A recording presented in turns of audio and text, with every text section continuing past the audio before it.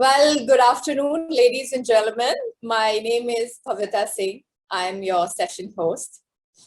Welcome all of you to CDP Annual Disclosure event, powered by the Times of India. CDP is the pioneer of environmental disclosure. For over 20 years, they have played a central role in mainstreaming ESG disclosure and driving environmental action with climate and environmental reporting, now a business norm for the largest global companies. Ladies and gentlemen, 2021 marks a turning point in the development of global reporting standards. CDP has supported the development of both global baseline for comparable global reporting through the International Sustainability Standards Board. In 2021, CDP saw record disclosures with over 14,000 organizations disclosing data on climate change, water security, and deforestation issues.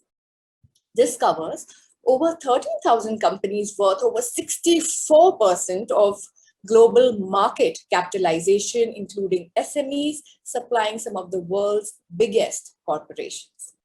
We have power-packed 3 hours with interesting insights from industry leaders, policymakers, and we're also tweeting the event live. So please post your comments, retweet the post with hashtag CDP India Awards. Yes, you have to retweet your views with hashtag CDP India Awards. And now I would also like to inform our audiences about the exhibition from our CDP A-listers. Please visit the stalls to know more about their sustainability practices and initiatives. And now it's my pleasure to invite Mr. Paul Dickinson, founding chair of CDP, to set the context for this virtual event. Ladies and gentlemen, Mr. Paul founded CDP in 2000 with an ambition of creating a global economic system that operates within sustainable environmental boundaries and prevents climate change. Voted as the #1 climate research provider by investors and working with institutional investors with assets of over $100 trillion. CDP leveraged investor power to motivate companies to disclose and manage their environmental impacts. Over to Mr. Paul. Hello, my name is Paul Dickinson and I'm founder chair of CDP Worldwide. It's a great honor for me to join so many influential individuals from government, corporations, investors, academics, media, and broader society at this significant meeting today. I want to talk about the role of CDP in supporting the development of government reporting standards. This week, the USA Securities and Exchange Commission, or SEC, the regulatory authority that decides what information corporations should report in the United States, issued their reporting regulations on climate change for consultation. And they referenced CDP 80 times in that document. CDP is a very large 20-year-old system designed to help support governments across the world with regulatory impact assessment. What do I mean by regulatory impact assessment? CDP moves first and fast ahead of regulation.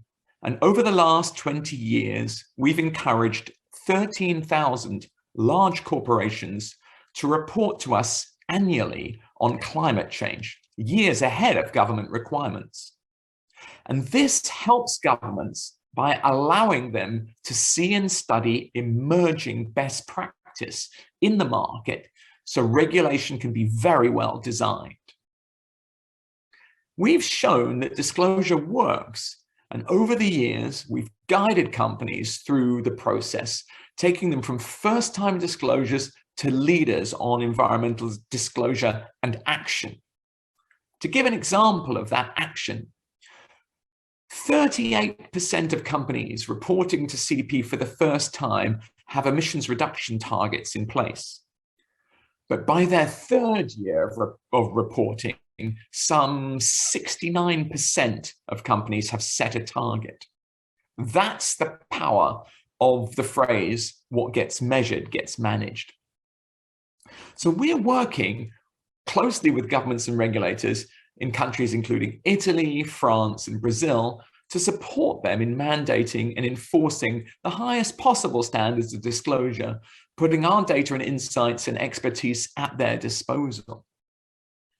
As you may know, the Securities and Exchange Board of India, SEBI, that monitors and regulates the Indian capital and securities markets, have introduced Business Responsibility and Sustainability Reporting, BRSR.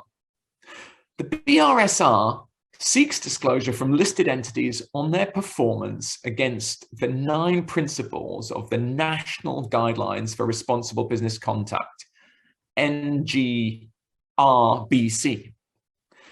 The BRSR is a mandatory for the top 1,000 listed companies for the financial year 22-23. And that is a well-chosen sample because the largest companies should lead the market. SEBI has recognized the advantage of interoperability with international frameworks.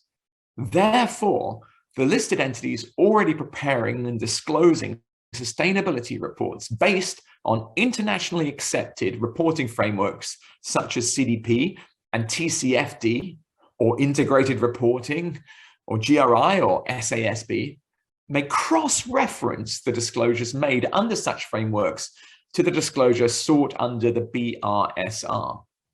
And we hope and believe CDP can support SEBI in managing and analyzing the data that it will capture from the top 1,000 listed companies and provide valuable comparisons from our experience in other countries. In 2007, CDP established the Climate Disclosure Standards Board to define accounting standards for environmental reporting. And 15 years later, we see our mission accomplished as we have transferred our Climate Disclosure Standards Board into the new ISSB, or International Sustainability Reporting Board. Now, I want to emphasize why the ISSB is important. The ISSB is within the IFRS Foundation. Please forgive so many acronyms, but many of you will know the International Financial Reporting System, or IFRS Foundation, is the global system for accounting. And the governments of many countries have laws that simply say companies must report in line with IFRS. So we are excited that the new International Sustainability Standards Board will produce guidance for reporting that will go straight into international accounting standards. That's the power of the ISSB. Now, let me talk a little bit about CDP in India. CDP is growing in India with more companies reporting than ever before. And we are especially pleased to have pioneered with other partner organizations a science-based targets incubator to accelerate the transition within Indian companies. As you may know, Science-Based Targets is a collaboration between CDP, the United Nations Global Compact, the World Resources Institute, and WWF.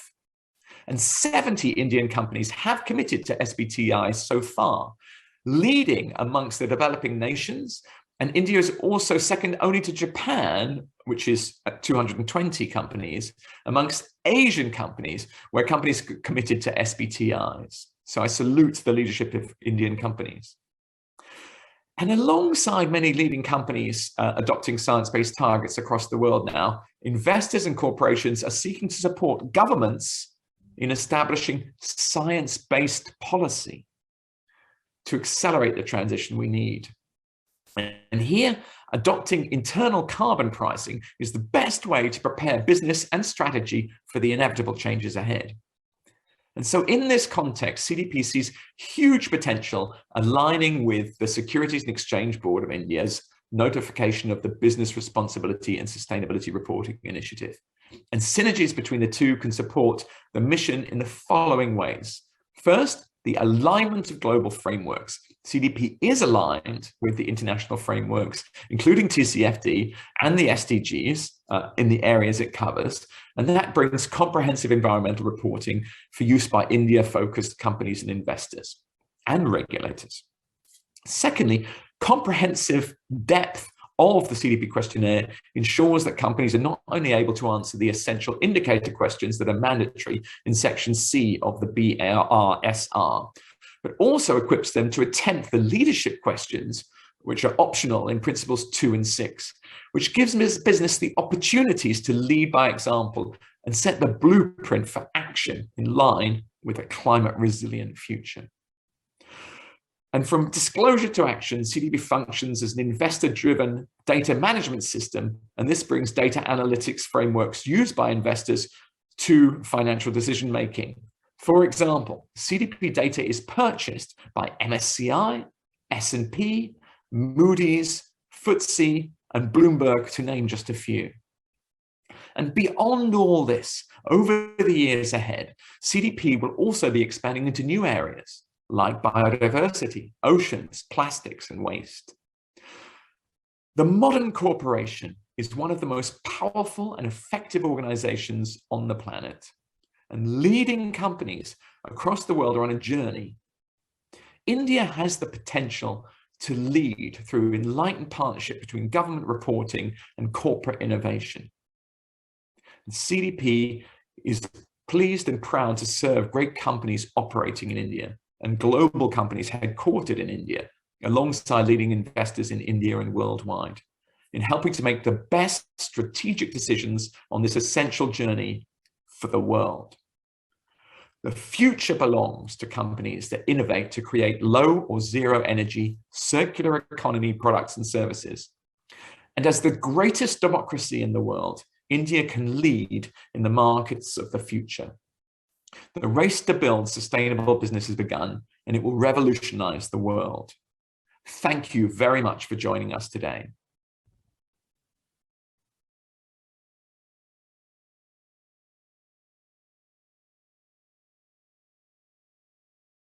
More and more companies and cities come forward and disclose in the future. Well, ladies and gentlemen, now it's my immense pleasure to invite here on the virtual platform Ms. Pratna Bora, Director CDP India, to share her insights. Ladies and gentlemen, Ms. Pratna Bora joined CDP in December 2021 as India Director. She brings over 2 decades of experience in strategy planning, building networks, and program leadership on diverse sustainability issues like climate change, air pollution, and biodiversity conservation. She was previously the Country Director, India of Clean Air Asia. Please put your hands together for Ms. Pratna Bora. Hello, ma'am. Welcome. Very good afternoon. On behalf of CDP India, I welcome everyone who has joined us here today at this annual event of the CDP India Disclosure. The business community, friends from academia and civil society, partners, policymakers have been instrumental in driving disclosure as a tool for climate action for us at CDP and our journey in India for the last 10 years. We are delighted to have with us today as chief guest, Shri Jayant Chairperson of the Standing Committee on Finance, Government of India, as we celebrate corporate leadership and good practice for sustainability. I recently heard Jayant speak about India's transition to net zero. On the Prime Minister's announcement of India reaching net zero by 2070, Jayant mentioned that this is an opportunity for India to bend the curve, and the next decade will be a decisive one for India. In this decisive role, the role of the private sector cannot be underestimated. Private sector decision-making on transitioning to clean energy, appropriate technology, and protection of natural resources, particularly water and forest, is going to be very essential. Disclosure is the first step to sustainability reporting and signals a commitment to climate action. Our disclosure process enables investors to support companies who are leaders in climate action and are contributing to water security and preservation of forests. The net zero journey also needs to be based on science and and will require adequate finances. The role of academia and expertise in taking this forward is essential. Our event today does two things. It celebrates corporate leadership for climate action and also engages with experts to find out the way forward in terms of how we can use science-based targets, explore mandatory disclosure, and financing as a tool for net zero. I am very grateful to the Honorable Minister of Environment and Forests, Shri Bhupendra Yadav-ji, who until this morning was going to join us and be part of this event. We feel very encouraged by the commitment that he had given to us, and also because he took time to send us a message. I was lucky to be with him at a meeting when we were discussing and brainstorming on the Prime Minister's life mission, and his interest in engagement with the private sector for driving climate action is very encouraging for CDP. Once again, I welcome everyone to this event, and I look forward to an exciting discussion. Well, thank you so much, ma'am, for your words. And now let's take this further. Ladies and gentlemen, our next speaker is Mr. R. Mukundan, CDP Worldwide Trustee. Mr. R. Mukundan is the Managing Director and CEO of Tata Chemicals Limited. During his 30-year career with Tata Group, he has held various responsibilities across the chemical, automotive and hospitality sectors of Tata Group. He serves on industry forums and impact organizations. Please put your hands together for Mr. Mukundan.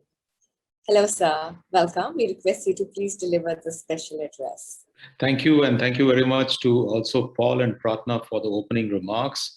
I'm also want to greet Honorable Shri Jayant Sinha for the Chairperson of Standing Committee on Finance, who's going to join us as chief guest.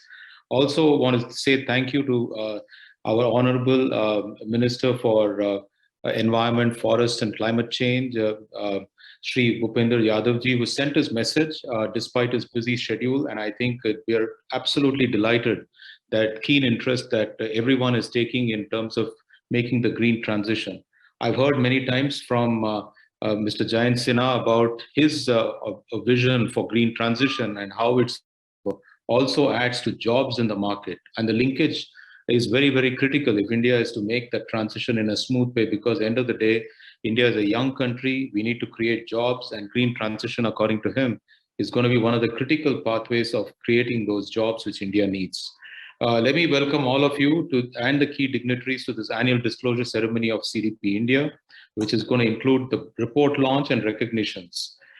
We are at a juncture where the world is paving the way for crucial economic transformation. COP26 in 2021 was a seminal event creating convergence between investors, business, government, all of which will drive the real economic transformation.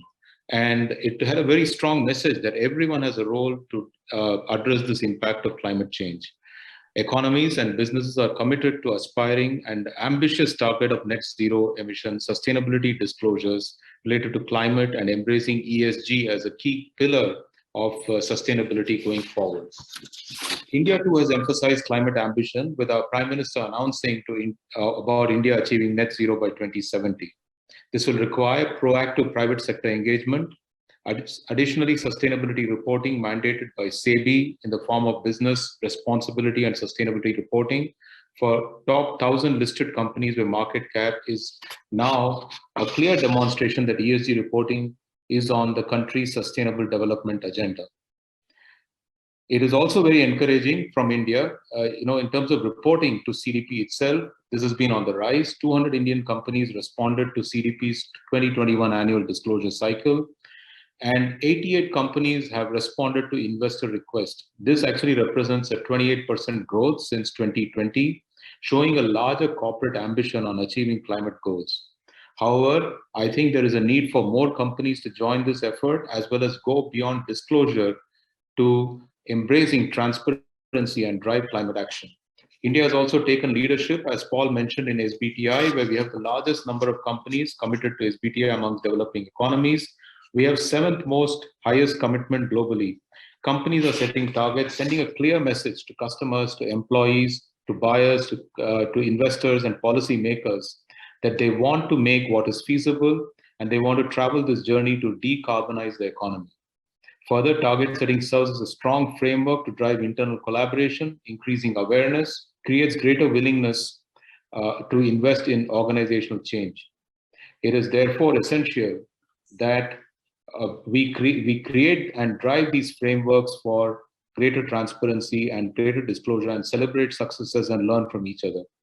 In this regard, I would like to congratulate A-list companies for successful disclosure cycle that will act as a benchmark for those who can follow suit. I hope more and more companies will continue to be part of this important journey to drive climate action in India by designing pathways for sustainable development.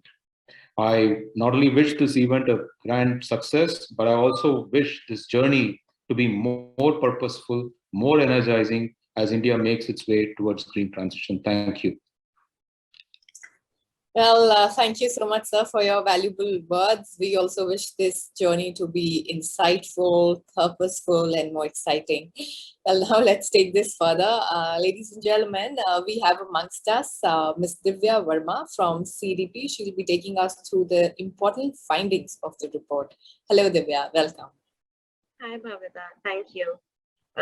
Thank you everyone for being here. So we know today is the day for where we're launching our annual disclosure report, and very quickly and very briefly, I'm going to show you key snippets on how the Indian corporate sector is actually performing. How did they perform in 2021? What are the targets?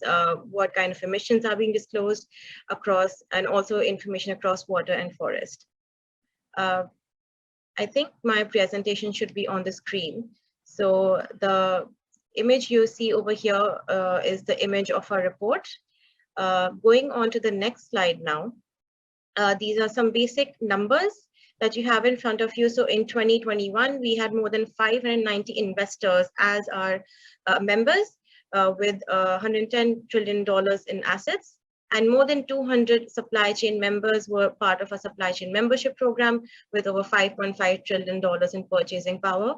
And globally, more than 13,000 companies responded to CDP, accounting for 64% of our global market capitalization. And more than 1,100 cities, states, and regions also disclosed to CDP.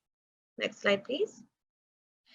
This is a quick infographic to show you how CDP has grown since its inception in 2003, coming now up to 2021. As you can see, we've gone a long way, even from 2021, when there were only 9,000 plus companies, coming now to 2021, which is more than 13,000.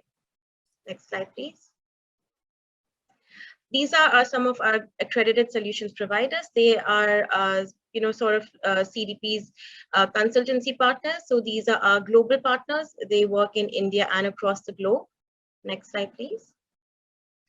These are some more companies that it's a continuation. These are software providers. Next slide, please. We have Enking International and Energy Advisory Services. They are only two Indian headquartered accredited solution providers who work with CDP, and they're also hosting certain bite-sized webinar series. The link will be available in the presentation to you. Next slide, please.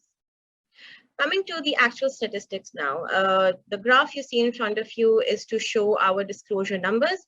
In climate change, for climate change, we had 88 companies responding to the investor program and 179 companies responding to the supply chain program. The total coming out to be around 267 companies for climate change. For water security, we had 37 companies. For forest, we have 5 companies. This is for the investor program.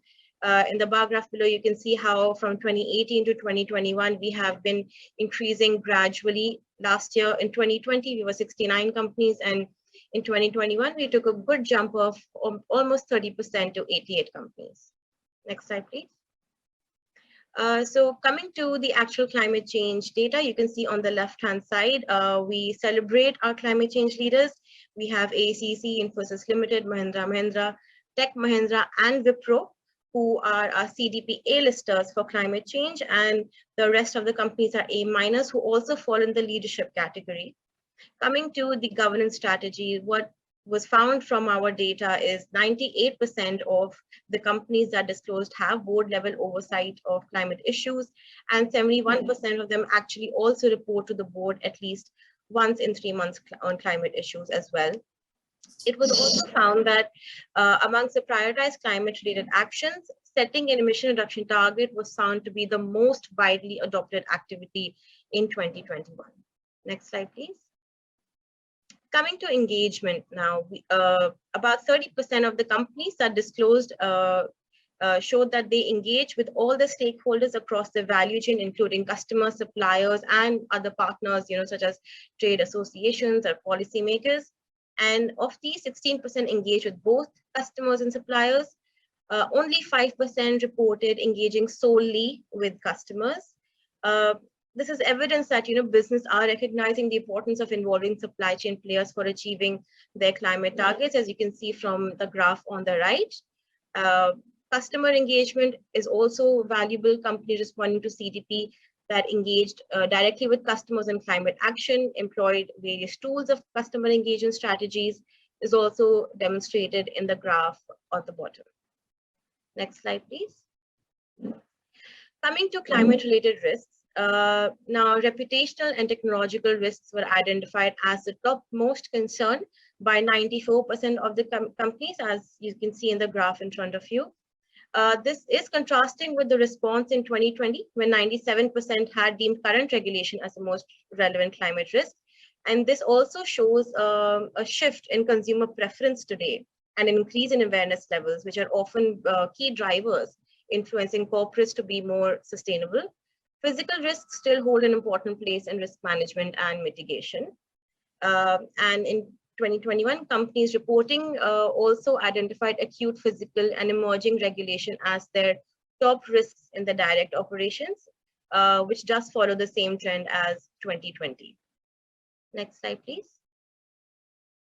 Now, the total reported risk by Indian companies for 2021 was rupees 3,285 billion. This is less than what was disclosed in 2020, primarily because some companies did not provide these figures. That is why, if you do the analysis, you will see a slight decrease in the last year's data. The largest identified and financially impactful climate-related risks are, as I mentioned, acute physical risks valued at 1,434 billion rupees. These are extreme weather events that are a direct threat to the livelihood of people, of organizations. Unpredictability of these extreme weather events also remain a challenge though. And the financial sector, in fact, has reported the largest financial impact from acute physical risks at around 850 billion rupees. Next slide, please. Coming to climate-related opportunities over here. Now, resource efficiency, especially in direct operations and products and services, emerged at the top of climate-related opportunities. The Indian companies disclosing through CDP identified approximately 3,000 billion rupees worth of opportunities, with products and services being the most prominent opportunity driver at 1,489 billion rupees. Interestingly, the financial services sector, your banks and asset managers, identified around 650 billion rupees worth of market opportunity, which is a clear indication of the demand for transition finance, especially in the power generation and materials sector, and the shifting supply of capital for green projects. Next slide, please. Now, emissions. Now, disclosure and verification are two very vital elements for transition. And in 2021, the CDP responding companies reported a total carbon equivalent emissions of 1.2 billion tons, an increase of 39% compared to the 2020 figures, primarily due to the jump that we saw in our CDP responding companies. Scope 1 carbon emissions increased by only 1% to 686 million tons in 2021, while Scope 2 rose by 34% to 30 million tons carbon dioxide. Scope 3 increased by a massive 249% to 440 tons of carbon dioxide equivalent. Scope 1 constituted 59% of the total overall emissions in 2021. In 2020, this was 82%. This is because a number of companies have shifted this to the supply chains by adopting more outsourcing as a policy. The share of Scope 2 emissions remained flat at 3%, and the share of Scope 3 emissions increased from 15% in 2020 to 38% in 21, reiterating the importance of engaging supply chain and value chain partners in decarbonization strategy. Next slide, please. This is a very interesting analysis carried out by CDP. This is something called the temperature rating methodology. It is on the basis of the emissions that companies disclose to CDP. There is a methodology that we follow, and we created this temperature rating for the 85 Indian companies who disclose to the climate change questionnaire. Only emissions from the company's own operations, that is Scope 1 and 2, were considered. And as per the analysis, from the data that we have, we see that the companies responding to CDP are on a very alarming 3-degree pathway, which is much higher than the required 1.5 degrees for climate change. If the leading companies are unaligned with climate goals, the capital invested in them will continue to be at risk, putting the Indian financial sector at a high risk as well. But when companies move toward more ambitious action, the resultant market shift will have the potential to influence the wider economy. The graph on the left shows how different sectors are aligned with the 1.5-degree pathway. Next slide, please. Now, the Science-Based Targets Initiative, already covered by Paul, as you saw, is India leads the emerging economies with the maximum number of SBT commitments and ranks 7th globally, with 6,452 Indian companies joining the SBTi as of November 2021. It is evident that Indian companies are becoming increasingly climate conscious as more companies commit to the SBTi to transition towards a low carbon economy. There has been an increase from 4 companies setting SBT targets in 17 to 64 companies choosing to set the targets in 2021. Next slide, please. As per the 2021 data, 17 Indian companies, which is 61% of the responding companies, set the most ambitious target in line with the 1.5-degree future. Wipro, which is also a CDP A-lister, is the first Indian company to have validated SBTi net zero targets among 7 companies across countries and sectors. Next slide, please.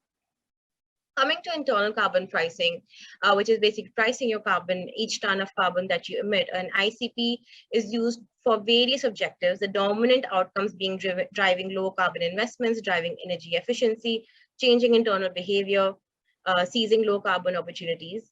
A majority of CDP responding companies had at least 3 objectives for using ICP in the decision-making process. You can also see from the graph in front of you how ICP numbers have been increasing, and we actually saw a 50% increase from 2020. Companies that use ICP usually are from high-intensive sectors, cement or concrete, metal smelting, even from IT sector. And very interestingly, the top Indian sectors with SBT are also from similar sectors, signifying that ICP is often used as a tool to further climate ambitions and targets. There is a correlation between the companies putting a price on carbon and those taking other strategic actions to integrate climate change issues. Next slide, please. This is just a slide for you to glance through to see how the Indian companies are pricing their carbon today. This will be available via our report. Next slide, please. This is a continuation of the table. Next slide, please. Now, coming to renewable energy, in 2021, 85 companies from India had reported a total of 271 terawatt-hour electricity consumption. 70% of this consumption is coming from intensive sectors like metal smelting, cement, and oil and gas processing.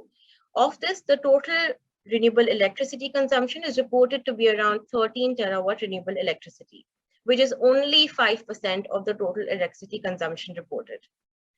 According to the disclosures also, a PPA with an on-site or off-site generator is the most preferred sourcing options, followed by electricity through self-generation. Companies from different sectors are also transitioning towards renewable electricity, with majority of them relying on self-generation and through PPAs. Oil and gas companies are torn between green transition goals and catering to the increased demand for fuel, and the same is the case among the energy utility companies, which is why these 2 sectors are very crucial for the country's energy transition. Next slide, please. Now, coming to the RE100, which is a global corporate RE initiative, although more than half of the analyzed companies source renewable electricity and have RE share in their mix, 25 companies have reported various types of RE targets, an increase from 21 companies as compared to 2020. There are 6 companies headquartered in India that have committed to the RE100 initiative. They are listed in front of you. Next slide, please. So that was the end of our climate data. I understand that can be a lot, but it is important. Coming to very quickly, going through the water security data, we had 37 Indian companies disclosing to us in 2021, which is a 32% increase from 2020. Ambuja Cements, Mahindra Mahindra and Tech Mahindra are our A-listers. The rest also fall in the leadership category. Next slide, please. 22 of the 37 companies disclose their water goals in place. Corporates are setting net zero targets and being water positive and minimizing the dependency on fresh water withdrawals. As you can see, Dr. Reddy's is the only company who's responding to CDP that has committed to 100% water neutrality by 2025, and they have also achieved 74% of the target so far. Next slide, please. Coming to water-related risks, very interesting data we found that inaction costs 12 times more than action. This means that Indian businesses that are disclosing indicate that the potential financial impact of water risks are far greater than the cost of addressing them based on the financial impact reported by them. So the total water-related risks was found to be 4,527 million rupees. Whereas only the cost to mitigate those risks was only 365 million rupees. Next slide, please. Coming to the opportunities, the 95% of these companies reporting through CDP identified opportunities. Efficiency has been prioritized by 78% of the organizations, prompting measures such as improved water efficiency in operations and water recovery. From sewage management, and products and services have been determined by 35% of the responders. Next slide, please. Coming to forests, now we we tend to neglect forests because climate is it is of primary importance, but we need to understand that forests also absorb 7.6 billion tons of carbon dioxide each year. That is 1.5 times more carbon that the United States actually emits annually, making the climate regulators. Therefore, limiting deforestation is a very critical tool to achieve the Paris Agreement and the SDGs. And as per IPCC also, for the world to be aligned to 1.5 degrees, no further deforestation can occur from 2030 onwards, which basically means there is no 1.5 degree future without forests. In 2021, globally, there were 857 companies that disclosed to the forest questionnaire. Forest always tends to have the least number of respondents, and India, for the first time, had 5 Indian companies who disclosed. The names are in front of you. Next slide, please. Now, coming to the impacts and the risks and opportunities that was disclosed by these 5 companies. So collectively, these companies identified 1.94 billion rupees of financial opportunities in palm oil commodities. 3 companies integrated forest-related issues into long-term strategic business.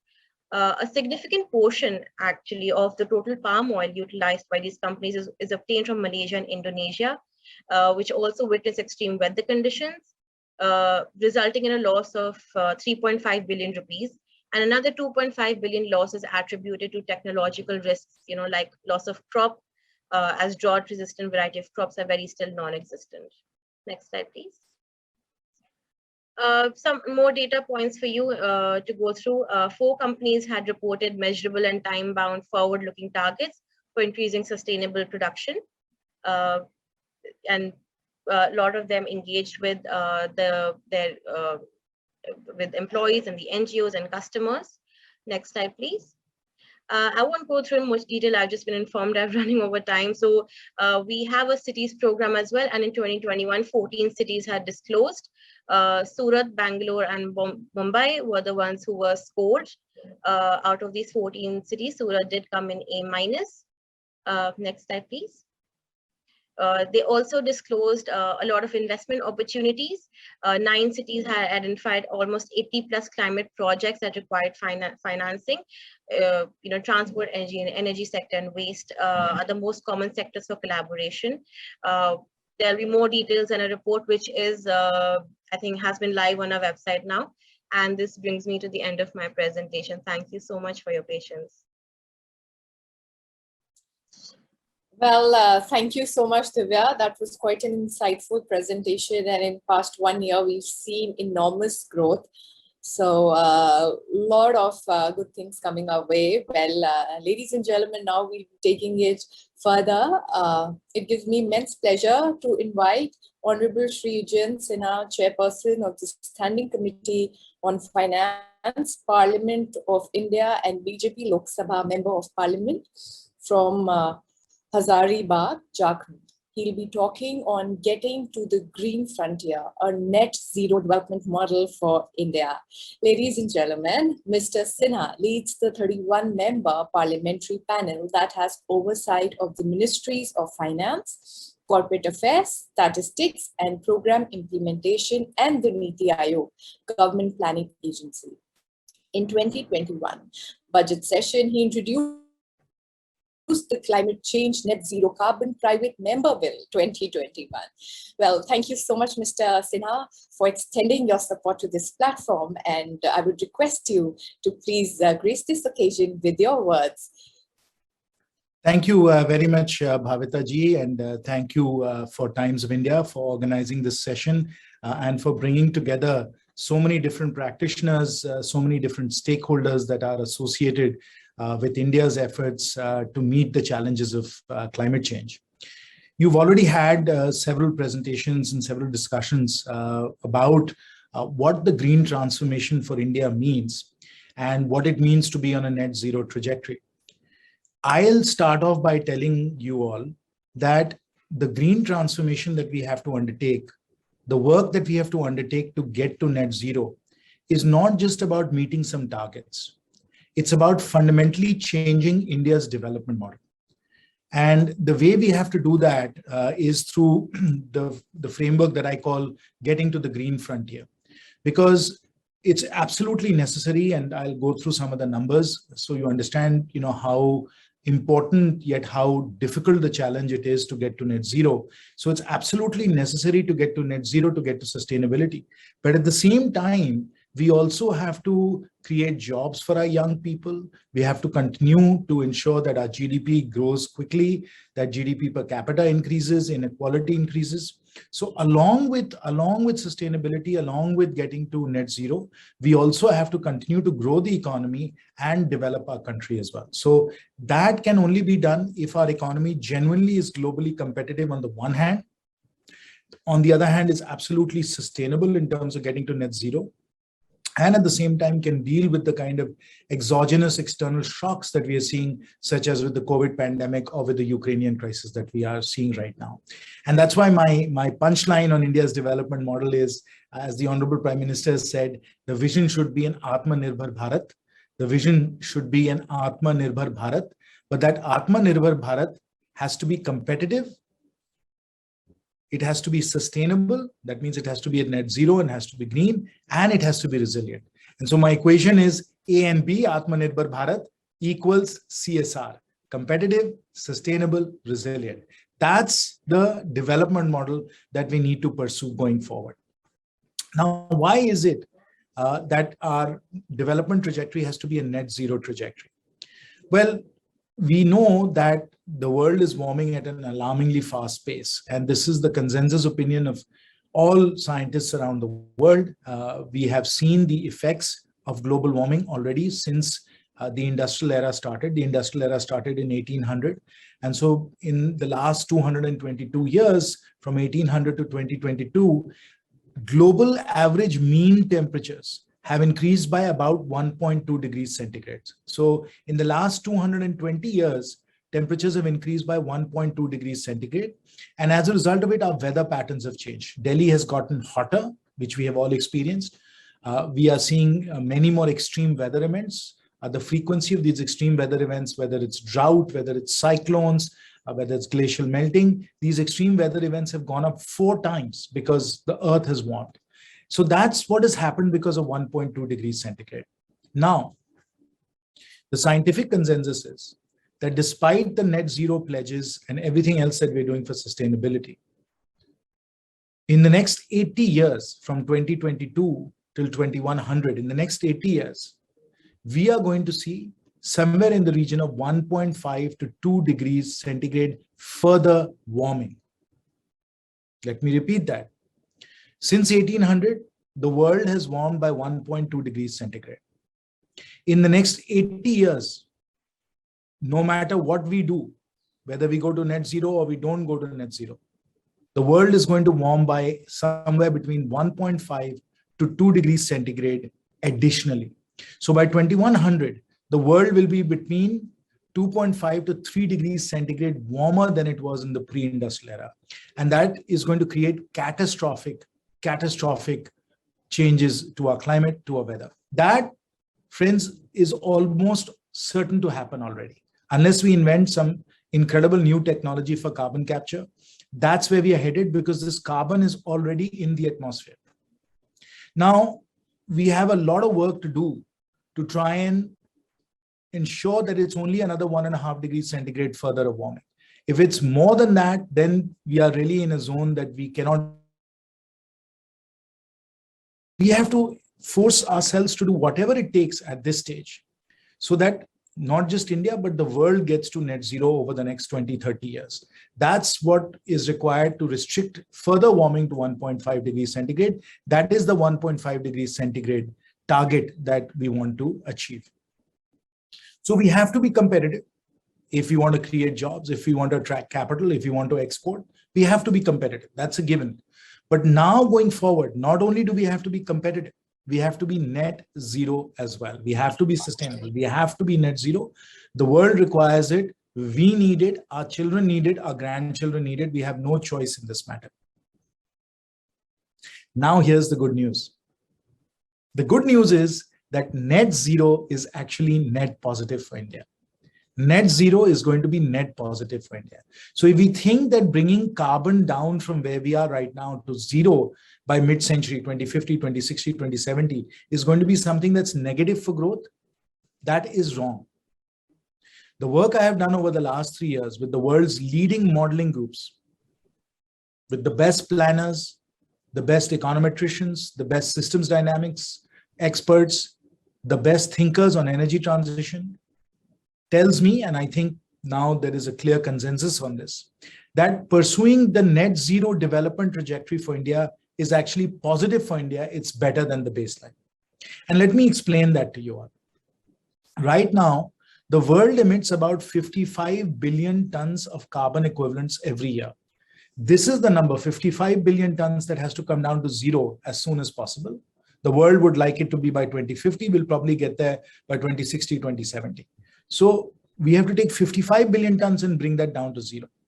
Of that 55 billion tons, 3.5 billion tons is contributed by India. 3.5 billion tons is contributed by India. Now, the current baseline that we are on, if we continue on the development trajectory, the development model that we have right now, friends, we are going to go from 3.5 billion tons to 7 billion tons by 2050. The current trajectory we are on, the baseline, is 3.5 billion tons to 7 billion tons. Now the world needs us to get down to zero. Most of the major economies of the world, the US, the European Union, China also, are committed to getting to net zero by 2050, 2060. Everybody is coming down to by 2050, 2060 to zero. So we cannot be on a trajectory that gets us to 7 billion tons when the rest of the world is going to zero. It's not going to be possible for us to maintain that trajectory. And that is why Honorable Prime Minister made a historic announcement in Glasgow. Historic announcement. The historic announcement was that we would get to net zero by 2070. So the Honorable Prime Minister has declared a goal, a target for India. And he has said that we have to get to net zero by 2070. What does that mean? The current trajectory that we are on right now would get us to 7 billion tons by 2050. What the Honorable Prime Minister has said is that we should get to zero by 2070. What that means for 2050, friends, and we've again done tremendous amount of modeling, 3 different modeling groups, one in India, one in Washington, DC, one in London. We've done the modeling, we've cross-calibrated the models. I have then rechecked it with MIT and UC Berkeley as well, is that by 2050, we have to be at 2 billion tons. So we have to bend the emissions curve. We are going to 7 billion. We can't be at 7 billion by 2050. If we have to get to zero by 2070, by 2050, friends, we have to be at 2 billion tons. 2. Right now, we are headed to 7. That means we have to bend the emissions curve right now. This decade, the decade of the 2020s, we have to start to take the important decisions, start to make the important changes to our economy, to our development model, so that we can get on an emissions trajectory that gets us to 2 billion tons, not 7 billion tons. What does that actually mean? So that's where we need to be from an emissions perspective. But what does that mean in terms of the economy? There are 4 very important things that are required for the economy to get down to 2 billion tons by 2050 and then zero by 2070. 4 very important steps that are required. Number 1, we have to take our power sector and very quickly by 2050 or so, we have to transform it completely to zero emissions. That means we've got to pretty much make sure that coal and other fossil-based fuels are out of our power mix by 2050, 2060. We have to retire these fossil fuel-based power plants that we have. We have to build up our renewables so that the 1,000 to 1,100 gigawatts that we will need by 2050 is being powered entirely by zero emissions, which means solar, which means wind, which means hydro, which means nuclear. So the power mix, the energy mix has to change away from 70% generation from coal to 100% to renewables, zero emission technologies. And that's a major, major transition that we have to do in the electricity sector. So that's number 1. All of our power generation has to move to renewables. We have to massively change our grid. We have to add huge amounts of battery storage. It's only if we do that will we have the round-the-clock baseload power that's necessary to move to a completely renewables, zero emissions grid. So that's number 1. Number 2, our transportation sector fundamentally has to go towards electric. So our railways have to be all electric, our 4-wheelers have to be electric, our 2-wheelers have to be electric, our 3-wheelers have to be electric, commercial vehicles have to be electric. All of our transportation has to move to electricity as well, away from fossil fuels. This is a wonderful thing for India. If we can get rid of fossil fuels for transportation and for power generation, we are going to reduce emissions massively. I will come to why net zero is net positive, but this is one of the very important aspects of it.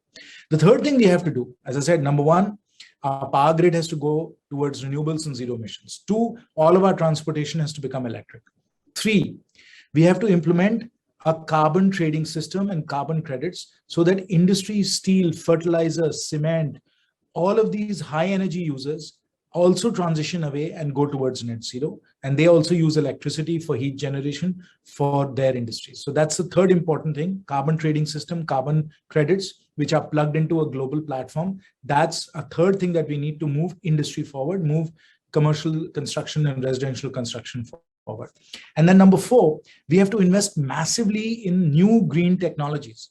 And these include, for example, biofuels, they include green hydrogen, they include new types of nuclear fission, fast breeder compact reactors, which are being worked on. So we've got to pursue these different energy technologies, carbon capture, etc., so that we have some of the solutions to the hard problems that we're dealing with in terms of sustainability. So once again, friends, to get to net zero by 2070, we have to get to 2 billion tons by 2050. To get to 2 billion tons by 2050, we have to completely move to renewables and zero emissions power generation. We have to electrify our entire transportation sector. We have to put in place a carbon trading and carbon pricing system.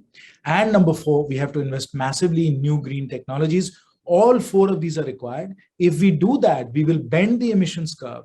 We will go from 3.5 billion tons that we are generating right now to 2 billion tons, which is what we need to do by 2050. This is what's required. Now, I'll add 2 additional points and then I will stop. The 2 additional points are, number 1, even as we do this, even as we move away from fossil fuels, we have to think about a just transition. The millions of people that are in our coal economy, in our fossil economy, they have to be able to move over to this new world without losing their jobs, without losing their livelihoods. That's a very important just transition issue that we need to think about. In addition, we need massive amounts of investments to pull this off. So we need to be investing right now $30–40 billion incrementally into the green transformation. And within 4, 5, 6 years, we need to be investing $100 billion a year into the green transformation. By way of comparison, total FDI into India is about $50 billion. Total investment in India is about $50 billion. We need to be investing $100 billion a year incrementally into the green transformation. We need, friends, a lot of money to pull this off. Now, let me come to the punchline. All of this, if we undertake all of this, we will find that net zero is net positive for India. If we undertake this green transformation, it will be positive for us. What the modeling has shown us is that if we invest these hundreds of billions of dollars over the next 30–40 years, in total, the sum is between $2 to $3 trillion for India. If we invest those $2 to $3 trillion in India, GDP is going to grow faster than it would have under the baseline case. We will create more jobs because green technologies are more labor intensive than brown technologies. We'll create more high quality jobs. We will reduce air pollution dramatically. You just read the headline that Delhi is the most polluted city in the world. We are getting killed by air pollution. According to Lancet and other medical research, we are losing some million to 2 million people a year to air pollution. So by using fossil fuels, we are killing millions of people through air pollution. By moving to renewables and clean technologies, we will reduce air pollution. And number 4, we are importing some $200 billion a year of fossil fuels, $200 billion a year. You just heard that our total export revenues are $400 billion. 50% of our total exports are going to pay for imports of fossil fuels, which are around $200 billion. So if we transition to the green economy, if we move to our own energy sources instead of importing fossil fuels, we will reduce the import of fossil fuels. We'll save $200 billion, which will be a tremendous, tremendous value add for the economy and will enable us to grow even faster. So that's why, friends, we have to get to the green frontier, which is a green frontier where we combine digital and green technologies so that we can really drive growth. And that's why India needs a net zero development model. The net zero development model is net positive for India. We have to get to the green frontier. This is going to be the most exciting, most wealth creating, most lucrative investment and business building opportunity of our lifetimes. It's going to be digital plus green. So whatever you saw in the digital transformation, now you're going to get digital plus you're going to get green. I think these are very exciting times for India. And I look forward to discussing all of this with you now or in the future. Thank you very much. Jai Hind. Well, thank you so much, sir. That was quite informative and quite insightful. Definitely, you've given us a clear roadmap to achieve net zero by 2070. So a lot of transitions coming our way, and definitely our economy will be getting stronger. And now, ladies and gentlemen, we'll be taking it further. Well, ladies and gentlemen, the report Disclosure Imperative for Sustainable India details the climate action disclosed by 85 Indian companies responding to CDP's climate, water, and forest questionnaires in 2021. 85% of all Indian companies responding to CDP engaged at different levels across their value chain on climate-related issues, of which 6 Indian companies made it to the prestigious CDP A list for 2021. Well, ladies and gentlemen, here we have our report cover.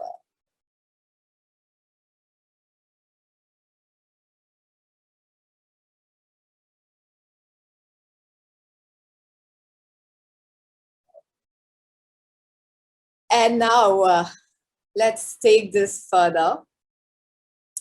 Ladies and gentlemen, something quite interesting and exciting coming our way. I would request Mr. Jayant and Ms. Pratna Bora to please remain on the screen as we proceed to the most interesting part of the day. Yes, the awards. Well, ladies and gentlemen, with great pleasure, I would like to announce the corporates who've made it to CDP A list. Yes. we have ACC Limited for climate change. May we display the certificate and play the message from Sridhar Balakrishnan, MD and CEO, AC Limited, please. Well, congratulations, ACC Limited.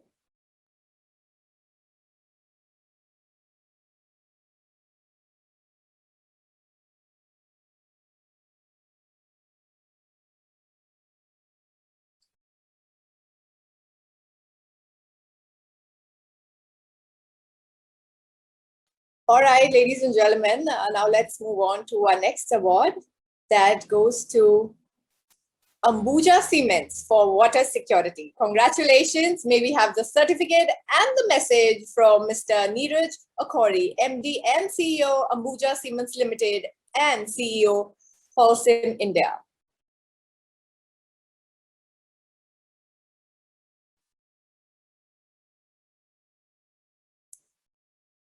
Congratulations, Ambuja Cement.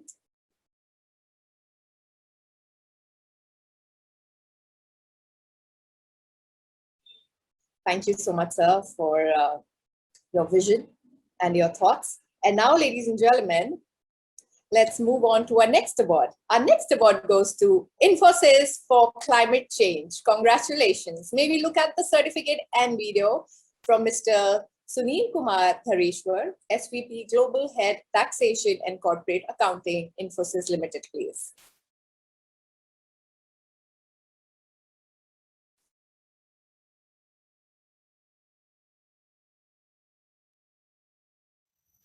CDP has been an important platform and therefore an important partner for Infosys over the years in our climate action journey. While CDP ranking is important to us and our stakeholders, CDP reporting process helps us constantly realign our programs with emerging trends. As an A-lister in CDP climate change and supply chain, we are very happy and proud to receive this special facilitation. Thank you. Thank you so much for your words, sir. Well, ladies and gentlemen, next award goes to Mahindra and Mahindra for climate change and water security. May we look at the certificate and message from Dr. Anil Shah, MD and CEO, Mahindra and Mahindra Limited, please.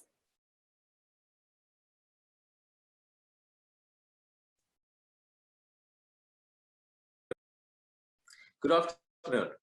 We are absolutely delighted with the recognition that the Mahindra Group has received from the CDP.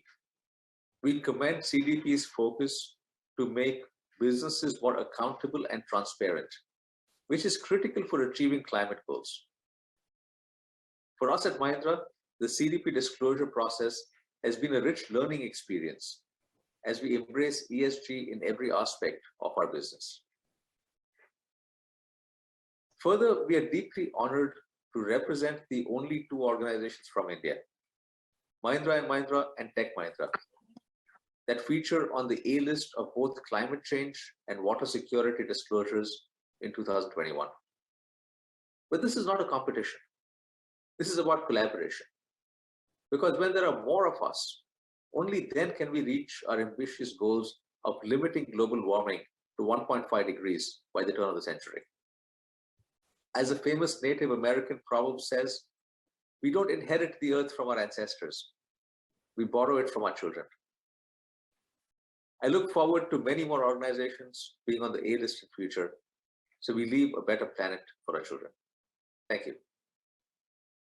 Thank you so much, sir. That was quite insightful and encouraging. Well, ladies and gentlemen, next is Tech Mahindra for climate change and water security. May we look at the certificate and message from Dr. Sandeep Chandana, Chief Sustainability Officer, Tech Mahindra Limited.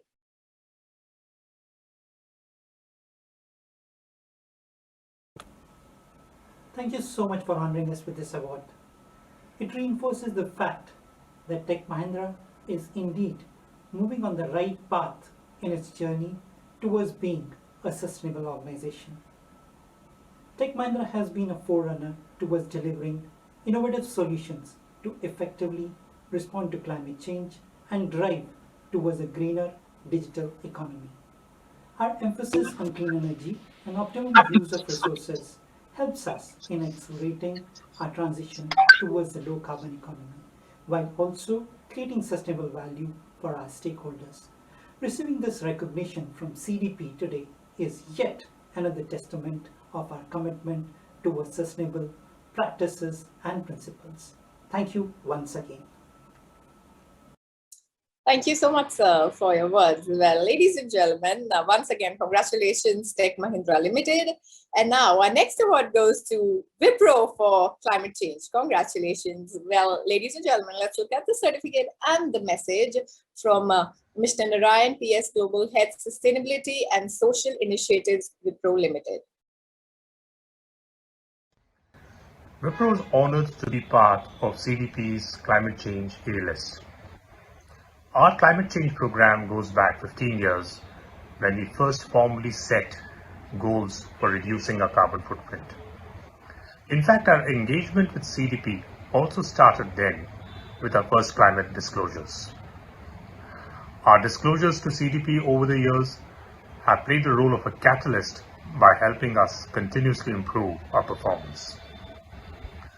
The value of high-quality data on climate change in a company's operations and value chain cannot be overstated. Our CDP disclosures have helped us develop a rigorous framework that has helped us assess climate risks and opportunities, set our net zero targets, and continuously review our performance. In the years to come, we are going to see accelerated action on climate change from companies around the world. It is critical that this green transition is also just. I have no doubt that CDP is going to continue to play a pioneering role in this journey ahead. Thank you very much. Thank you so much. Once again, we would like to congratulate all our bodies. Congratulations to all the companies who've come forward and taken this initiative. Well, a lot of transitions coming our way. And once again, we'd like to thank Mr. Sinha. Thank you so much, sir, for taking out time and joining us today here. Thanks a lot. It was a pleasure to have you here. And with that, we'd also like to thank Pratna ma'am. Thank you so much, ma'am, for joining us. It was amazing to have you here. And ladies and gentlemen, we have quite an important announcement. Honorable Shri Bhupinder Yadav, Minister of Environment, Forest and Climate Change, Government of India, was expected to join us as chief guest today, but due to urgent notification from the Parliamentary Affairs Committee, Honorable Minister is not able to attend in person, but he shared a video message with us. So I request all of you to please play the video message. Thank you. Respected dignitaries, ladies and gentlemen, a very good afternoon to one and all. Let me begin by thanking the CDP team for having me today this annual Corporate Climate Change Disclosure event of Carbon Disclosure Project India. I would also like extend to my wishes to the 6 Indian companies that made it to the prestigious CDP list for 2021 for demonstrating impressive climate action and environmental leadership across water security and forest protection. Friends, today I would like to speak on one of the most critical issues which I believe directly impact our existence. Climate change is a complex problem, and solving it will require significant change in the way we live. We would all agree the climate affects nearly every aspect of our life and impacts our livelihood, health, and will shape our future. As our country event the Amrit Kal on its journey toward the 100th year of independence, India has been pursuing a gradual transition toward net zero by striking a balance between objective of ecology, economic development, and sustainability. And the year to come, private sector would have a significant role to play in it. The world marks the 30-year anniversary of UNFCCC in 2022. While there has been progress in global collective response to climate change, I would like to mention that there have been significant shortcomings in delivering promises, including a gap in pre-2020 commitment and delivery of climate finance, technology transfer, and support for adaptation action on the part of developing countries. Equity and climate justice remain India's priority. This is the foundation for a sustainable world which aims to ensure that no Indian should be left behind as the country takes gain stride toward growth and development. At COP26, as the implementation of Paris Agreement began, India reassured the world yet again, conveying our Panchamrit to the world. India's announcement of net zero is a major step considering our country is not the cause for climate change and has not been a historical contributor to greenhouse gas emission. As the world gears up to transition toward a net zero economy, the Honorable Prime Minister has provided the world with a key mantra, that is life. We can say LIFE. The main meaning is lifestyle for environment, which seek environment consciousness, focusing on mindful and deliberate use of resources. The very idea of sustainable lifestyle is drawn from India's age-old cultural tradition of reverence of Mother Nature as a constant reminder to humanity that a cocoon of luxury will not save us from the impact of climate change. Government policies under the visionary leadership of our Honorable Prime Minister are shaped around the concept of life. The promotion of a shift to public transport in urban areas is part of the larger vision of a paradigm shift in urban planning itself to ensure the cities become centers of sustainable and inclusive living. As our country moves toward becoming a manufacturing-intensive economy, the announcement made by Honorable Finance Minister in the National Budget of 2022-23 stand a testimony of government's commitment to ensuring that country's growth is environment friendly. The budget also mentions supporting the implementation of action plan in 10 important sectors including electronic waste, end-to-life vehicles, used oil waste, and toxic and hazardous industrial waste, validating our resolve toward a crucial economy as well. Concepts like sovereign green bond for mobilizing resources for green infrastructure and encouraging important sunrise activity are being promoted for blended finance. With the government share being limited to 20%, the funds will be managed by private fund manager. The private sector is playing an important role in our journey toward net zero. Their action, resources, capacity to innovate, and greater reach are vital to swiftly decarbonize sectors, infrastructure, value chain, and the product and service they provide. The sector has demonstrated a dedicated approach toward reducing emission by incorporating science-based target initiative, and I'm happy to note that as per ORF report, as of December 2021, 52 Indian companies have committed to this initiative. The annual report of Carbon Disclosure Project 2020 itself mentioned that the Indian companies stand to collectively lose over 7.14 lakh crore if they do nothing to mitigate climate risk in the next 5 years. But if done right, opportunities worth of 2.9 lakh crore could emerge.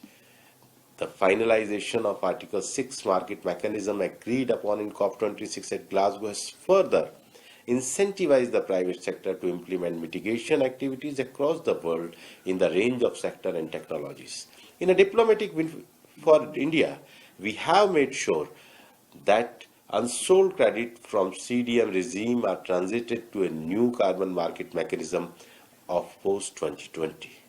In the coming days, the operational framework of international Article 6 market mechanism as well as domestic framework will be worked out in detail to facilitate the participation of all stakeholders. Joining hand with the government, the declaration signed on 5th November 2020 was significant and I must say a historic step in reaffirming the private sector recognition of India's international obligation. However, there remains scope for improvement.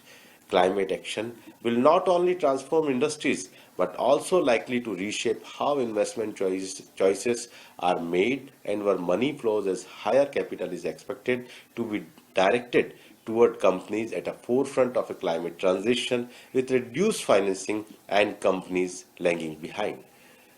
There is no doubt that a transition to a low carbon or net zero emission economy will cause many disruptions across economic and markets. However, the transition of net zero is bigger for companies and largely coal powered and contribute more than half of our country's emission.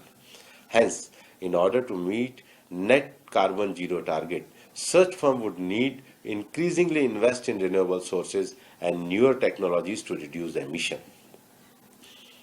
For sectors such as metal and cement, wherein emissions are an inherent part of the production process, companies would need to adopt an internal carbon pricing by putting a price to every unit of carbon emitted by them to utilize the proportionate money and fund green investment.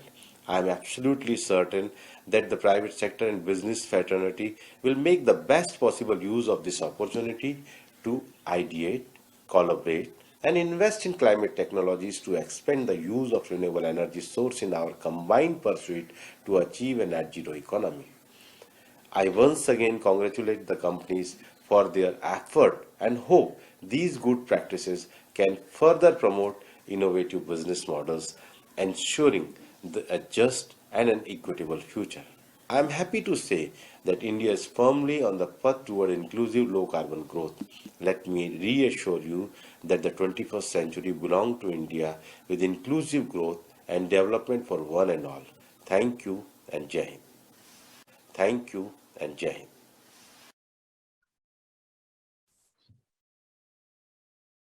Well, thank you so much, sir, for your words. Your words were valuable to us. Thank you for extending your support to this platform. Well, ladies and gentlemen, now we'll be taking this further. Well, we know, that our mission and our vision is to be net zero by 2070. So definitely we have a clear roadmap. There are a lot of transitions that will be taking place. With that, we have to also focus in developing our economy and making it stronger. And now let's take this further. Ladies and gentlemen, during the next 60 minutes, we have 3 interesting roundtable discussions with relevant subject matter experts in the breakout rooms. Yes, all the audience here, please feel free to join any of this session based on your interest. Please put in your comments or feedback in QA box on your screen. Also follow hashtag CDP India Awards to track updates from other sessions. We'll also be coming back to plenary hall at 4:30 p.m. to hear out the summary from the 3 breakout thematic rooms. Well, ladies and gentlemen, in breakout room 1, we have an insightful deliberation on mandatory disclosure, building on the momentum towards climate action. The proposed roundtable will bring together representatives from government, regulators, ESG rating providers, investors, investor community, domestic and international, and businesses to share their perspective on how BRSR data as well as data from other voluntary frameworks can be best used to deepen businesses' climate commitments, drive action, and attract green investment. Well, in breakout room 2, we have elite panel discussion, ladies and gentlemen, on sustainable finance, an elite panel comprising of asset managers, financial institutions will discuss on the key mechanisms of change for financial institutions to bring or to enable the scale of transition envisaged in terms of commitment, engagement, investment in climate goals, alignment, net zero. Yes, definitely to keep that in mind. It will also dwell into how are FIs currently integrating climate-related parameters in their decision-making process. Well, in third breakout room, we have industry experts discuss and deliberate on corporate target setting and net zero while speaking at the 26th Conference of Parties In Glasgow, Prime Minister Shri Narendra Modi ji announced that India will achieve net zero emissions by 2070. The SBTi recommends that companies prioritize near-term science-based targets, followed by securing and enhancing carbon sinks to avoid the emissions that arise from their degradation. As of March 2022, 15 Indian companies have committed to the SBTi net zero target, and only one Indian company with validated science-based net zero targets. Well, the session will explore on how, being a developing nation, how much Indian corporates are ready for this transition. Well, ladies and gentlemen, they'll also discuss what are the different challenges corporates face while setting the SBTs and what can be the incentives or mechanisms that can mainstream SBTi amongst India.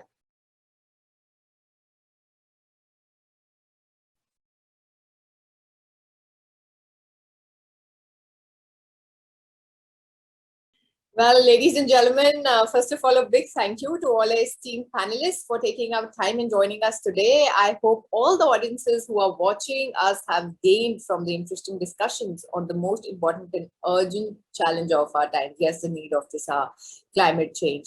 And now I would like to invite Anshul Bhamra, Debayan Ghosh, and Subha Giridharan to please summarize the key learnings of the day. Hello, welcome all of you. Good evening, everyone, and thank you for joining back. It's been a long day. I'm going to take 5 minutes to just summarize on the thematic session that we had on mandatory disclosures. The focus of the session was how do we drive use of data that we are going to get with the new mandatory disclosures in the country on building better commitments, driving action, as well as investments in the business community. We had some great esteemed speakers in our session. Sorry, my screen is taking a little while to go next, so I'm just checking. Yeah, so we had Shankar Venkateshwaran, who was not just the ESG head, but also at the EQ, but have been performing various roles at the committee of the BRSR as well, who moderated the session. We had Aditi joining in from the GRI, We also had companies representations from where Prabodha Acharya from GSW Group, Dini from Wipro, and Srinivas from ACC Limited joined us to share their perspectives. And we had Vidya and Rijit joining in from the civil society perspective of how to drive the focus of the question. I've attempted a brief summary of the conversations that happened. We began with looking at how disclosures, which were initially limited only to financial reporting, has now introduced sustainability as mainstream business element, especially with the introduction of the BRSR. We had our conversation placed into 4 basic components, and I'll go one by one. In terms of how do companies capture the right data and build integrity in their data systems, all companies, ACC, Wipro, as well as GSW shared about building systems and processes, looking at building a system-based approach towards how do we collect data as well as how do we use that in our decision making, building working groups around it, and creating informative ways in which that data is captured as well as used are some of the things that companies mentioned around integrity as well as capturing of data. Moving on to the second point, which is what do companies expect, especially from the regulators and other stakeholders, so that their data can be best used? What is the value add that we are expecting from the regulators? There were 3-4 important points that were being made. One was to look at how do we define a good quality or the best asset class that we have, preferably sectorally, so that a cement company can see what is the best standard in the cement company that is being that is being maintained in technologies in terms of performance that they have around sustainability principles. Second is also around supporting the companies in improving their own disclosures. And this is not just to look at their own experience, but also explore peer learning experiences in different sectoral companies. Benchmarking of data therefore also helps, and therefore it kind of aligns to the first point.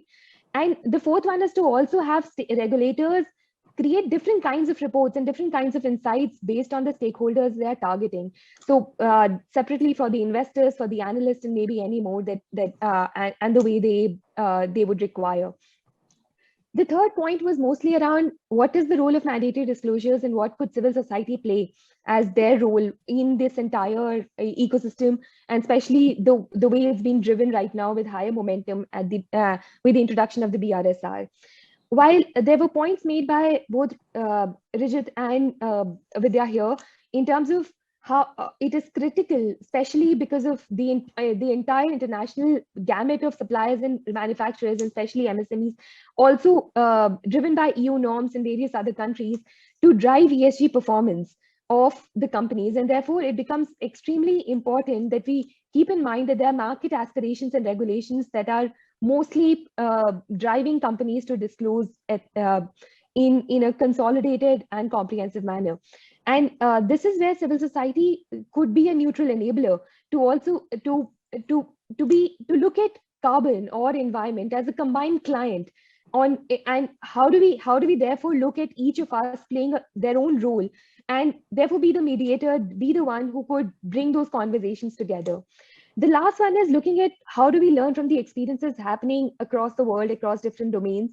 And I think the most important point here is around looking at moving, not just looking at disclosures on the performance base, but also looking at what is the impact that it causes on the larger capacities of the whether it's ecological capacities, bio capacities that the world has, the carbon capacities that the earth is living on.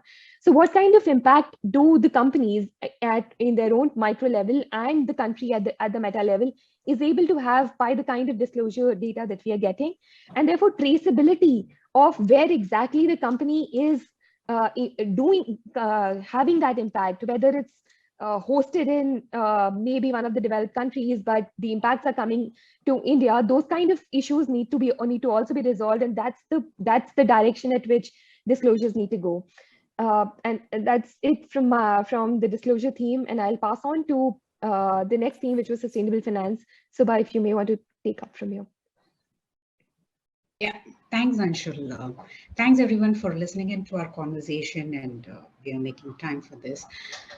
The sustainable finance session was really interesting because the panel itself had, interesting mix of people ranging from academic institutions, think tanks, asset managers, impact investors, and it only, emphasized the fact that everybody is talking about it and are feel the urgency to make some kind of action.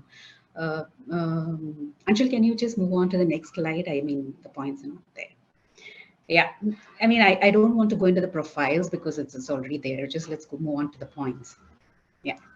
So like, how it ties in with the whole CDP's philosophy, our bread and butter, and we have been emphasizing on reporting a lot, and what cannot be measured, cannot be managed is our motto. And that's the first point that came out of our session too, and how it neatly ties into what my colleague Anshul was talking about. So the need of the hour to enable FIs, to move towards greater facilitating capital towards climate action and other avenues is to increase reporting, and secondly, transparency. I think if it's easy, then let it be, because I am hearing some background noise. Am I okay? Tech team.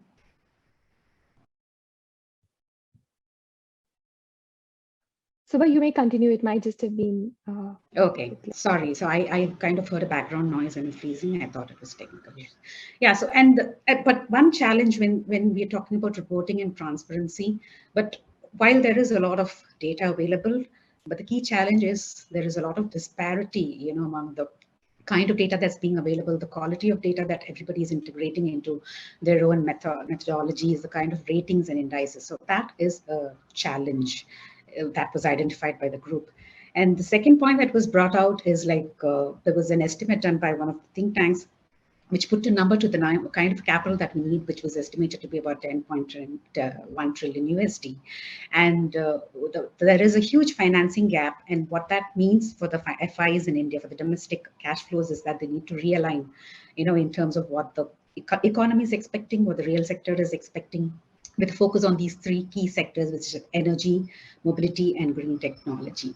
And the third point that came out from one of the lenders is that the mindset needs to change, not just at a policy level or at a regulatory level. We can't point fingers to somebody else to take charge, because it needs to change across all levels down to the grassroots level, and how lenders can integrate a lot of these matrices and parameters into their own decision making, and their own lending portfolio was brought out very well in the group. And another thing that cannot be missed in this whole discussion is the MSME segment of the industry, because they're the most vulnerable, and they provide actually 40-50% of employment in the country, and they are subject to a lot of risks, and they're the most vulnerable sector of the whole industry. But what they lack is there's a lot of capacity building that needs to happen at that stage, and also how to actually enable these small sectors who also have a larger how they plug into the whole tier 1 and tier 2 kind of companies. They also have to come up with different kind of frameworks, which is uniquely applicable only to these small companies. Another thing that came out from some of the groups that work with FIs largely was that there's a lot of innovative structures that's being created and evolving, which create not only opportunities on the asset sides, but also on the on the debt side, like the sustainability linked loans, green securitization, etc., kind of thing that's involving. And that could mean a lot of ways in which ambitious FIs who want to make a change, be more catalytic in the play a role in this, can look at those options. And another key message is collaborations and partnerships are key. Like everybody needs to come together and kind of build the required ecosystem to equip all the corporates as well as the FIs, to move towards that ambition. And one thing that emerged out of the asset manager group was that it's not just about financing, green projects. It's also about what kind of engagement and stewardship initiatives that you are engaging with in your company level. And that's the only way to step up the approach and, scale up. And in terms of engagement and stewardship, the two key parameters that they were talking about was about materiality. That's the central to how you want to engage with your companies. And secondly, to build a roadmap, where you want to take your company from today to 2 years or 5 years down the line. These are certain things that asset managers would like to see.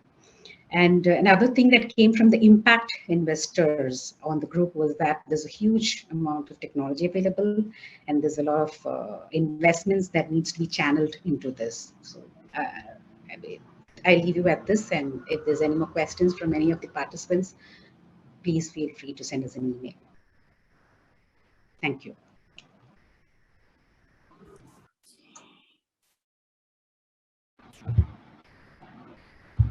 Thank you, Shobha. So with this, I will come to the third breakout session, which was focused on the corporate target setting and the move towards the net zero transition by the Indian corporate.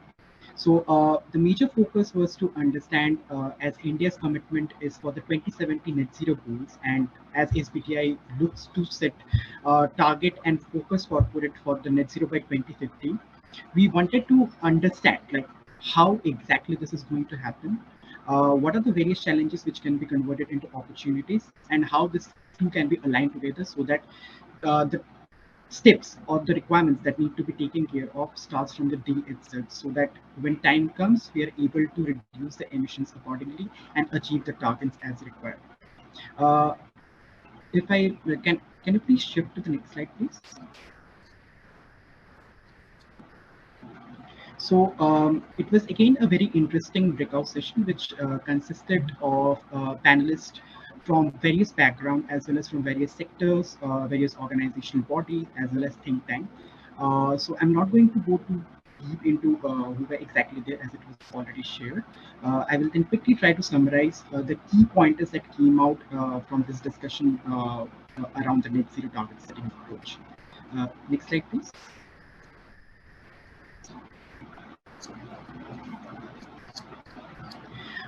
So the first point that came in during the discussion was how exactly India is going to do that. So the major things which need to be done for is like shifting from the business as usual to move towards a greater transition such as the advanced technology, looking for the climate finance because this is required a lot to achieve the bold climate actions. And initially, organizations should start with measuring the emissions at first place, benchmark what are the hotspots where the emissions are actually the highest in terms of rather it be scope 1, scope 2, or scope 3. And after measurement, as you have the benchmark with you, like this is the total emission, then the next step would be to set the targets to the Science-Based Target Initiative. Now, the Science-Based Target Initiative actually is going to play a very key role in helping organizations to align their internal target because it helps companies validate their target as per the global standard. There are multiple definitions around the net zero standard where companies sometimes measure scope 1 and scope 2 only, some go for scope 3. Thus, SBTi will actually play as a key tool which provides you the criteria and the recommendation which need to be adjusted to set your long-term and the medium-term and the short-term targets as well. So the companies can then readily become ready to go for the net zero targets. Now, when we talk about going for the net zero, there are various sectors which are from the hard to abate sector, such as the steel or the cement, are going to actually play a very key role towards the net zero transition. Now, the steel sector in itself is actually going to grow by further by 5 times, and eventually it's going to replace China as well. Now, to achieve the same, to go for a net zero roadmap, it also needs to look for the new alternative. But at the same time, the scalability of using new alternatives such as gas is a challenge. Thus, it becomes very important that a strong policy signal is pushed for to achieve the net zero roadmap. And at the same time, the further engagement and collaboration among the institutional bodies, peer organizations, and supply chain is going to play again a very key role in addressing the decarbonization challenge together. Now, the other sector which is also again in a focus because the other sectors are going to depend on the power sector when we talk about the net zero. Now, the power sector in itself is heavily dependent on the coal at the moment for the power generation. And as we talk about setting science-based target for the power sector, the goal is to be net zero by 2040. Thus, it becomes very important that we start phasing out the coal-based generation from now on and move towards the renewable sources of the renewable generation, such that we are ready to peak the emissions by a year and start achieving the net zero science-based target by 2040 and support further towards India's goal of decarbonization. And at the end, as we know that currently for the science-based target near-term targets, carbon credits are not allowed to be considered. But now, as companies are moving towards a net zero, that they are setting the long-term target, carbon credit is also going to play a very key role in the transition through various nature-based solutions and through further investment for the societal achievement and so on. So with this, I will end my presentation. Thank you so much. Thank you so much, for wrapping up all this so smoothly. And now, ladies and gentlemen, we'll be taking it further. For the vote of thanks, I would request Pratna ma'am to please come forward and deliver a vote of thanks. Hi, ma'am. Welcome back once again. Thank you. I think it's been a very rewarding experience for all of us at CDP, and I hope my team will also agree with this. Thank you very much for being here, all the participants, all the speakers. But first of all, let me thank the Honorable Minister, who was very, very supportive towards the event, but couldn't be with us physically. Thank you, Honorable Minister Shri Bhupendra Yadav ji, for your address and for the consistent support towards this program. Thank you, Jayant Sinha, for your keynote address. I think we have many takeaways from it, which we would definitely like to take forward as part of our agenda. One of the objectives of this program was not just felicitating the corporate leaders, but also to see how we could drive disclosure as a key tool for climate action. And I think Jayantji's address has given us some key pointers which we would definitely like to take forward. Thank you very much to all the speakers. We had amazing participation, and the breakout sessions have come out with so many directives which we would like to use in our work in the coming year. I'd like to also thank Paul Dickinson for taking time off. As founder of CDP, it gives us great encouragement as CDP India that he could find time to set the context of the program. I'd like to especially thank the CDP board, Mr. Mukundan, Kaushik, Sutapa, and Shankar for their support throughout the program, and also for contributing to the technical element and being with us during the program. I want to thank Times of India for this collaborative effort. We appreciate the fact that you worked with us like a partner and not just a media consultant. Thank you very much for your continuous support. Thank you, Babita, for your amazing comparing. And finally, thank you to all the participants. We had about 1,000+ participants, which is very, very encouraging, and a big clap to the participation.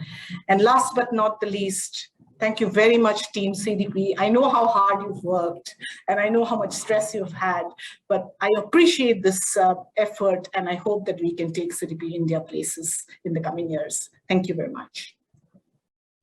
That was lovely. Thank you so much, ma'am. And I would also like to thank all our dignitaries present here, a wonderful audience who've spared their time and who've made to this session. This has been quite an interactive session, indeed a very wonderful experience for all of us to listen to your experiences. Well, ladies and gentlemen, we are looking forward to interact with you in future as well. So whatever we've learned today, we'll definitely move on and implement it. Let's see and hope that our Vision 2070 is achieved sooner. Thank you so much. Good luck to all of you.